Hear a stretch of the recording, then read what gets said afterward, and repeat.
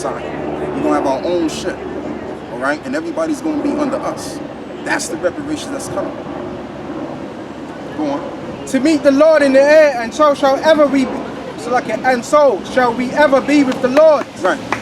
Wherefore, comfort one another with these words. And these are comforting words. And this is why this world here is going through the things that it's going through.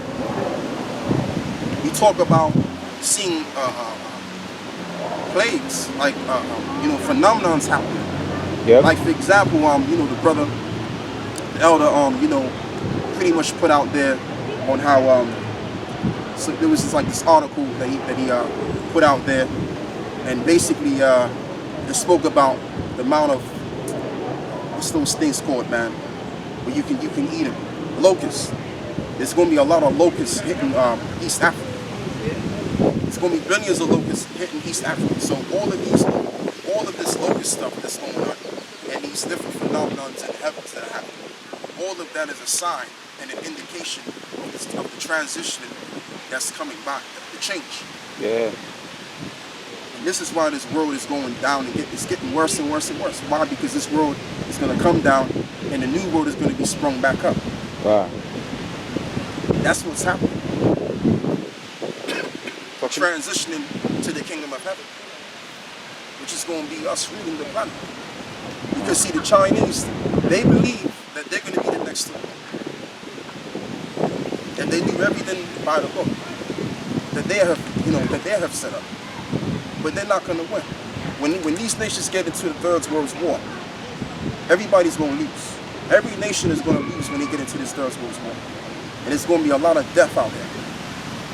All right? And in the midst of that, the Lord is going to make his second return, his grand return, and he's going to deliver the elect from the four winds of the earth and save those that died in his name.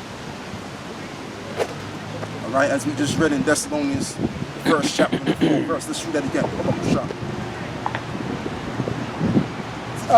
First Thessalonians 4 and straight to the point, 14. For if we believe that Yahawashi died and rose again, even so them also which sleep in Yahawashi will the Most High bring with him. Exactly. Go on. For this we say unto you by the word of the Lord, that we which are alive and remain unto the coming of the Lord shall not prevent them which are asleep. Which shall not prevent them which are asleep, those that have died. Go on.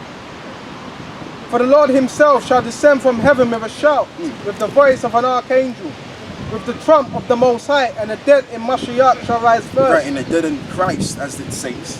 But it's the Mashiach, which is in the Hebrew, shall rise first. Go on.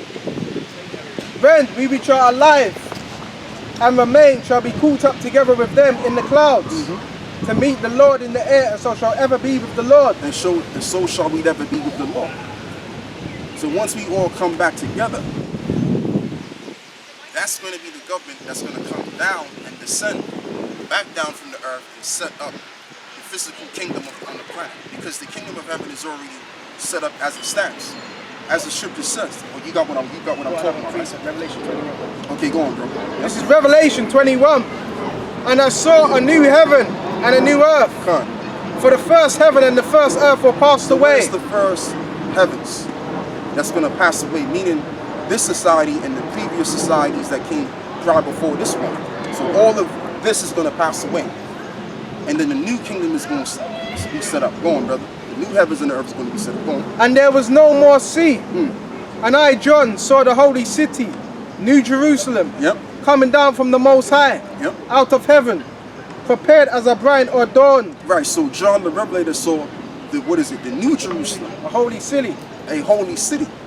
Because why did he see the holy city? Because the men, they're going to come down from the clouds, the chariots, and they're going to formulate the new kingdom. But we're not going to obviously do it by ourselves, as we're going to have slaves doing it. Just like how we were slaves to build up this empire. All right, so we're going to have other nations that are going to build our city. They're going to build our world up. We're going to get the scriptures on that too later on. Go on, bro. And I, John, saw the holy city, New Jerusalem, coming down from the Most High out of heaven, prepared as a bride adorned for her husband. And I heard a great voice out of heaven saying, Behold, the tabernacle of the Most High is with men. Right, behold, the tabernacle of the Most High is with men, which is also the tabernacle of David. Because the men are going to be the governors of the next world to come. You're not going to have any women politicians and stuff like that, such as you did in ancient Rome and also this Rome.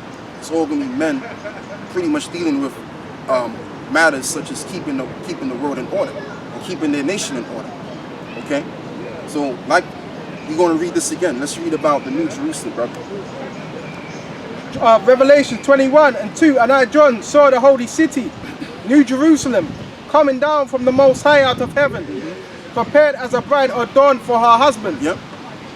And I heard a great voice out of heaven, saying, Behold, the tabernacle of the Most High is with men. Yeah, so he saw these men descending down from the clouds. So, who are these men? These men is talking about us. We are the New Jerusalem. Now, those people over there that's calling themselves Jews and Israelis, the Lord ain't dealing with them, man, for one. And number two, they ain't no Jews. What they are, they're Edomites. This is their nationality, brother. If you can kind of come on that. They are the descendants of Isaac and Esau. All right? This is who they are, the so-called Jews. Yeah, the Wam. They're the people of Yahawah in the Hebrew, which is Edom. That's who they are. And according to the Bible, they're going to go into captivity under the real Israelites that they've enslaved in the 16th, 1700s. Which we happen to be those people. That's what's happening. And this is why the world is being destroyed little and little. Because we're transitioning into that other world that's going to be set up, which is our world. Every nationality of people had their own world. Persians and the Medes. The Egyptians, which are the people of Mizraim today, which are down there situated in Sudan. Right? They had the Egyptian Empire. And then also you had the Babylonian Empire, which are the Assyrians. And then you also had the Assyrian Empire. So all of these nations, let me turn this around, all of these nations at one point or another had their society. The Most High gave them a chance to rule. Go on, bro. You wanted to say something? No. Sorry, carry on. Yeah, so all of these nations had a chance to rule at one time or another. When we go into the history of the book of Daniel, the 7th chapter, we go into that. Which the different beasts that Daniel was basically going into, it was specifying all of the empires. And they all represented something. Because when he was telling Nebuchadnezzar, the king of Babylon, he was saying, look, these are going to be the kings that's going to come after you. Okay? So going back to what I was saying, every nation had a chance of being superb and beyond, above everybody else. Now, being that the Lord has saved the best for last, we're going to have our setup, our society, and that society is going to be ruling forever. And that's in the book of Daniel, also the 7th chapter. So let's read this. This is Revelation 21:3. And I heard a great voice out of heaven saying, Behold, the tabernacle of the Most High is with men, and he will dwell with them. And he will dwell with them. Why would he dwell with them? Let's get Joel 2:32. Because who are these men? Is it just any nationality of men? Who is he going to be dealing with? Let's get Joel 2:32. Because see, the Christians like to equate everybody into this Bible. Everybody ain't in the salvation. The people that are going to be saved only and resurrected back up again to set up the kingdom are the Israelites. We are the Israelites. Go on, brother. Joel 2:32. This is Joel 2:32. And it shall come to pass that... Actually, 2:28. Joel 2:28. And it shall come to pass afterward that I will pour out my spirit upon all flesh. No, go back to 32. 32. And it shall come to pass that whosoever shall call on the name of the Lord, Yahawashi, shall be delivered. For in Mount Zion and Jerusalem shall be deliverance. Okay, go on. And the Lord Yahawah, Yahawashi, have said, and in the remnant whom the Lord shall call. Actually, go back up a little bit. Go back up a little bit, bro. In Mount Zion there shall be deliverance. Verse 32. And it shall come to pass that whosoever shall call on the name of the Lord shall be delivered. For in Mount Zion. Before in Mount Zion. So who is Mount Zion? Mount Zion is another way of saying Israelites, which we are the Israelites. We're the Mount Zion that's going to be delivered. Let's keep going. And in Jerusalem shall be deliverance, as the Lord Yahawah hath said. And in the remnant whom the Lord shall call. And in the remnant shall the Lord call. So, number one, you have to be an Israelite to be saved, for one. Okay, to be of the Lord's, and then also to be the remnant of that chosen nation. You see, that's how this thing works. So when we're dealing with the Bible, we can't bring everybody into the salvation. It don't exist. Now, you can make a doctrine out of it. You can lie about it. That's all you can do. But the truth be told, what the Bible is saying, which is the word of the truth, there's only an elect that's going to be saved. And the elect are going to come out of the chosen nation, which are the prophets and those that have followed the prophets back in the regeneration. And the main prophet being Yahawashi. That's who the Lord is dealing with, man. And he's going to save in these last days. So I want you to get something else. I want you to read what you had prior before, what you just... Revelation. Yeah, read that again. No, You know? I've got more precepts on deck as well. All right, bro. Revelation 21, when I was on... Behold, the tabernacle of the Most High is with men, and he will dwell with them, and they shall be his people. And they shall be his people. Oh, that's another key thing. They shall be his people. Who are the Lord's people? And again, in his Bible, the children of Israel, which we happen to be the children of Israel.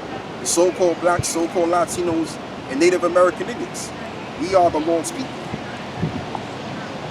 Now, does it look like we are the Lord's people? No, it doesn't. But guess what? It doesn't matter what it looks like. What matters is that when you read this Bible, you got to read this Bible and find out who did the Lord make a covenant with. And once you find it out and then find out who the children of Israel are today, then you will realize, in terms of dealing with reality, is that we are his chosen people. And the reason why we don't look like the chosen people, because we're under the curses due to Deuteronomy 28, because of Deuteronomy 28:68, and also because of the sins of our forefathers, which we are our forefathers coming back, playing out our struggles due to the badness that we did in our past life. Now we're under the curses. Once the curses are undone, then we're going to be the exemplifiers of being the people of the Most High. Okay? But whether we look like the Most High's children or not, we are his chosen. And that's not going to change. The Lord is not a man that he should lie. Or he is a God that he should change. If you can give me that, brother. I believe that's in Amos 3. The Lord is not a power that he should change.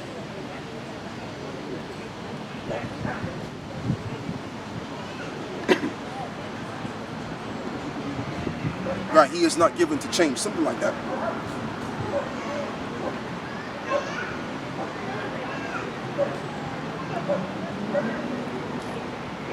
There's certain scriptures I remember, man, and there's certain scriptures I don't remember. Yeah, same here. So.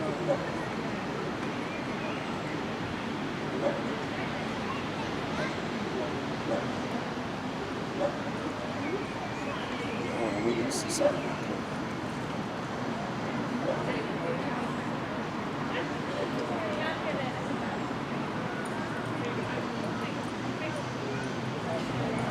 Right, Malachi 3:6.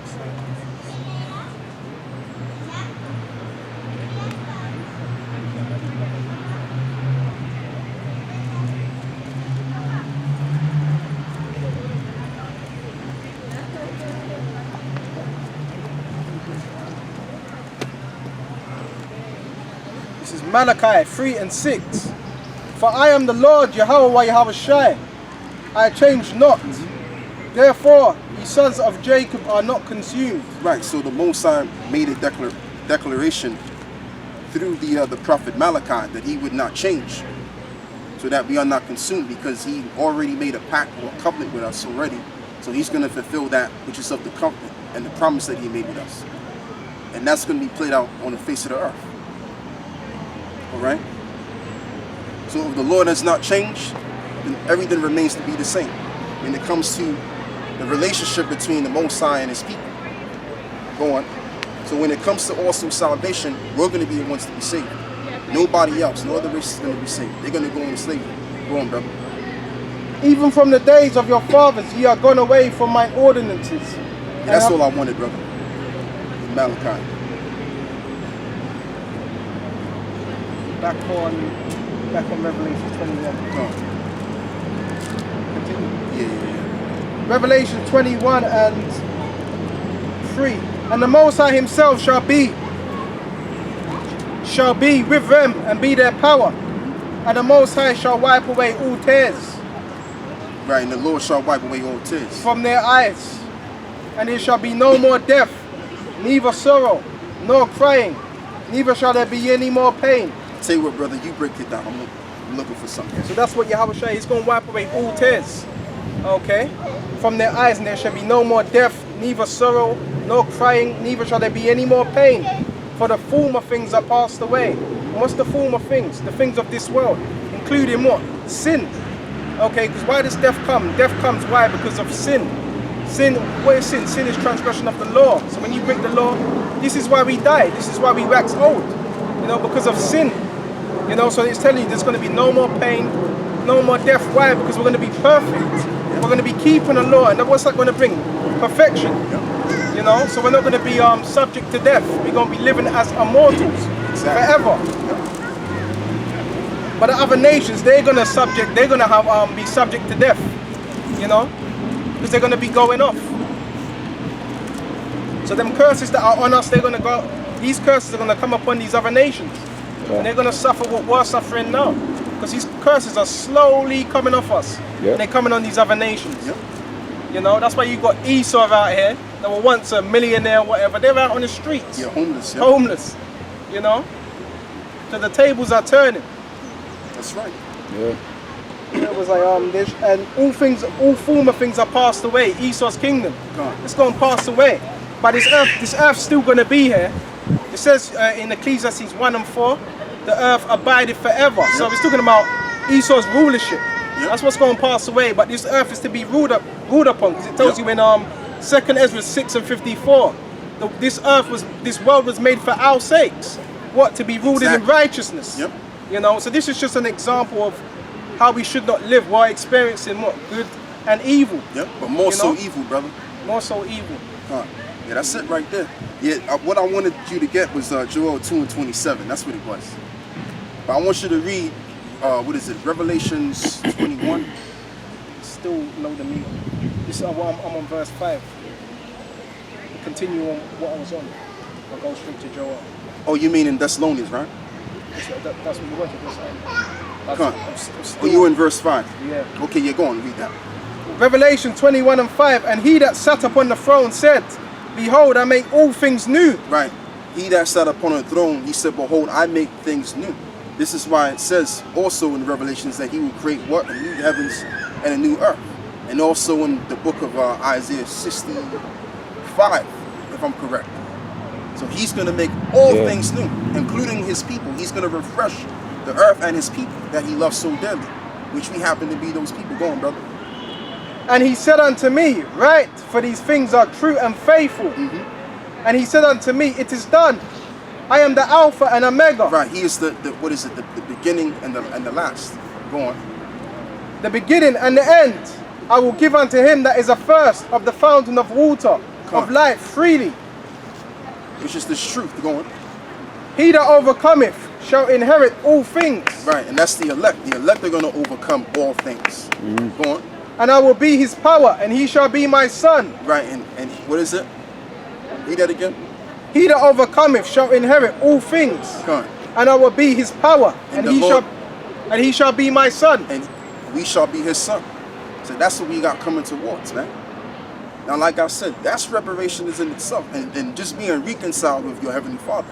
You don't get no more reparations than that. Because once you are connected at one with your Father, you can ask your Father for anything, and He'll give it to you, man. All right, and we're gonna be able to get access to actually seeing the Most High Himself. But we have to go through that change, that transitioning process first. Now, go back to Revelations, the 21st chapter, brother. I want you to read that again, and then after that, get me Joel, because I want to make a point. Okay, this is Revelation 21 and 6, and he said unto me, It is done. I am the Alpha and Omega. No, verse 1. He said he saw New Jerusalem. So like a Revelation 21 and 2. And I, John, saw the holy city, New Jerusalem, coming down from the Most High out of heaven, prepared as a bride adorned for her husband.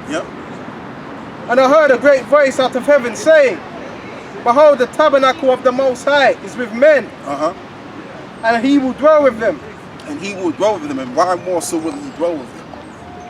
Let's get Joel 2 and 27. And just basically, when we read this, when we get done reading that, we're going to find out who those men actually really are.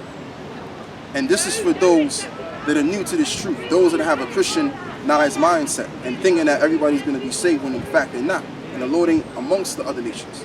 Go on, brother. Joel 2 and 27. And you shall know I am in the midst of Israel, and that I am the Lord Yahawah. So let's go back to read. Actually, no, finish that, brother, if you can. I am the Lord Yahawah, your power, and none else, and my people shall never be ashamed. Right. And it shall come to pass afterward that I will pour out my spirit upon all flesh. Right, so that's it on that. So the Lord said he's in the midst of Israel. Okay? And none else. So the men that he's going to dwell with are the men of Israel in the book of Revelations, 21st chapter. And by those men, the house of David, they're going to bring forth the laws, statutes, and commandments. Go on, brother. Finish with that. Yeah. Yep.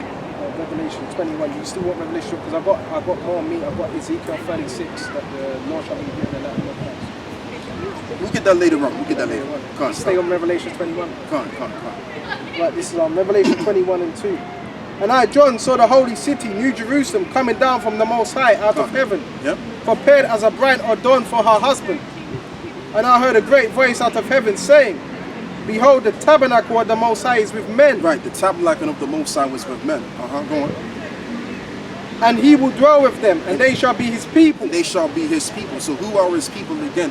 His people are the one and only, the children of Israel. Those that he has given a law to.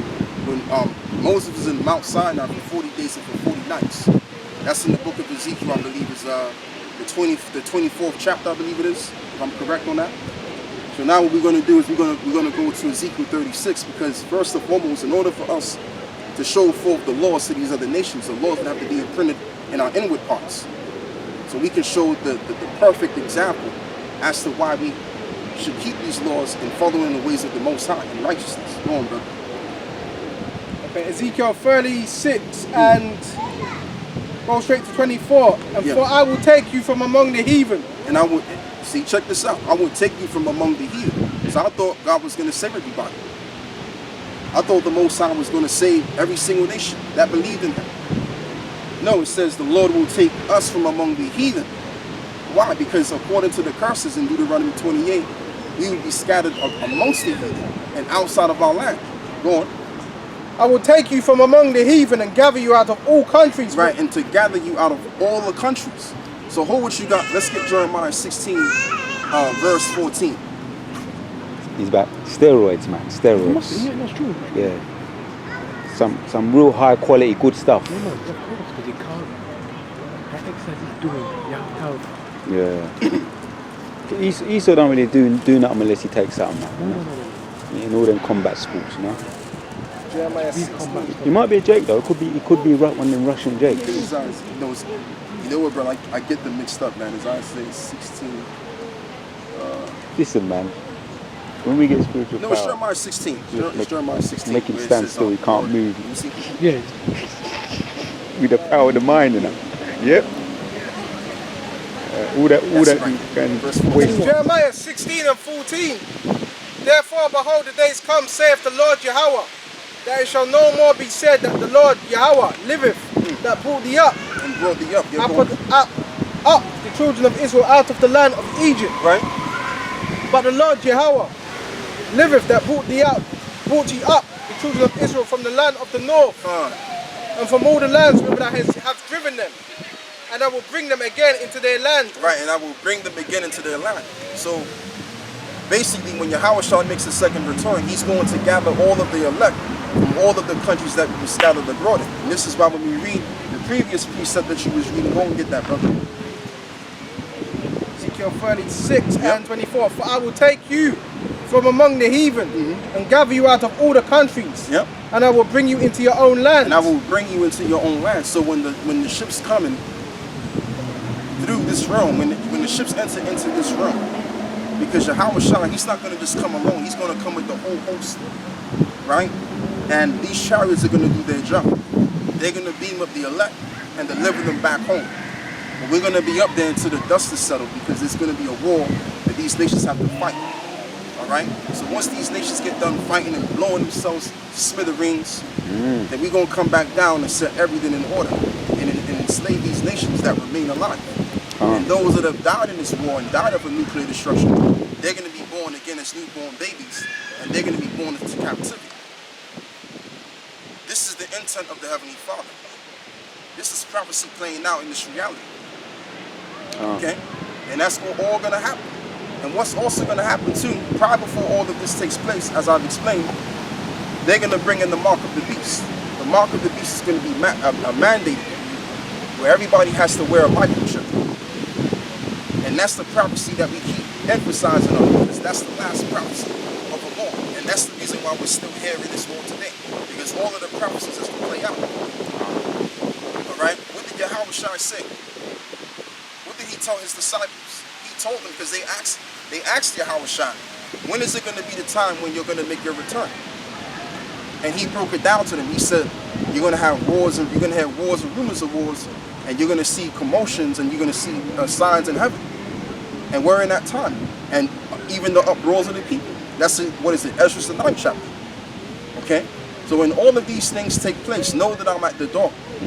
Know that I'm about to make my second return. And we're seeing all of this stuff play out. All right? Because we're on this thing, man. We're on this Bible. And we watch the news, of course. And that's how we're able to find out the prophecies. And when you watch the news, the more you start to see the prophecies jumping out of the book and manifesting itself in this reality as we speak.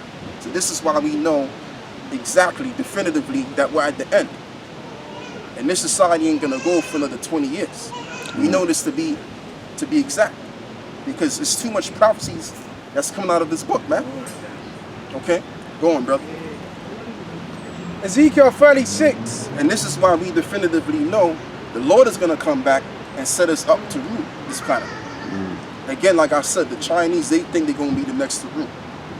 Because look, I mean, let's be honest, they look pretty well economically. And when it comes to the missiles, right, and their the weapons of war. So they're filling themselves.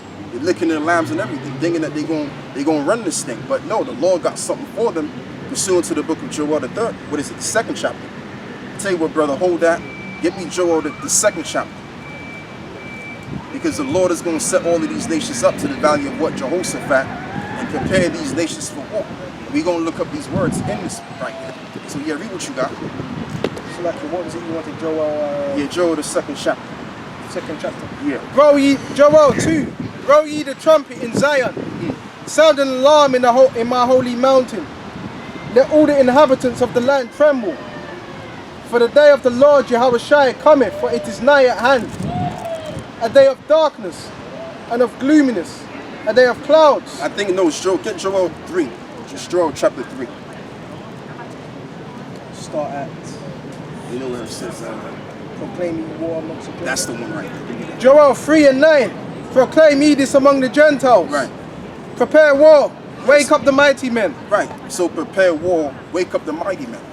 And that's what's happening right now. And this is why the people of Iran, the military of Iran, they're getting prepared in terms of their military. The Chinese military is getting prepared. Everyone's getting prepared in terms of protecting themselves because of this war that's going to take place. Russia, we already know what Russia's all about. Great Britain is taking part in this too.